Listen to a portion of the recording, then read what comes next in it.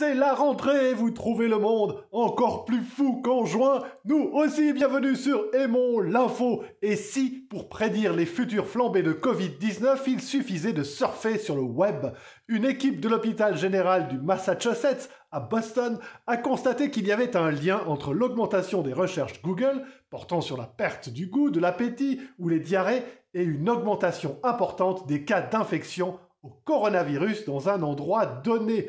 Mieux encore, cette méthode peut prévoir une poussée de la pandémie 3 à 4 semaines avant qu'elle se produise. On fait un petit test sur Google Trends. Enfin, un peu de culture de masse pour continuer. Mulan, le nouveau film de Disney portant sur l'intrépide guerrière chinoise, fait un flop en Chine, où il vient de sortir malgré un casting entièrement asiatique et un scénario sagement compatible avec les idées du gouvernement en place à Pékin. Les foules ne se pressent pas dans les cinémas.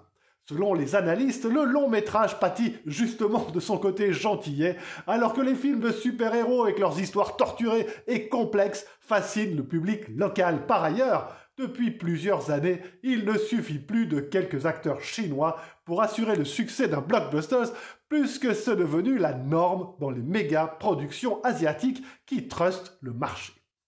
On termine par une virée à Halberstadt, au sud-ouest de Berlin, où la pandémie de Covid-19 n'a pas interrompu un concert d'orgue qui s'y déroule depuis 19 ans et devrait finir en 2640. Jouée sur un instrument édifié pour l'occasion, la pièce, signée du compositeur contemporain et particulièrement radical John Cage, porte à mention as slow as possible, le plus lentement possible. Les continuateurs de l'artiste sont donc basés sur la durée de vie d'un orgue, estimée par eux à 639 ans. La production en est déjà à la 14e note tout de même.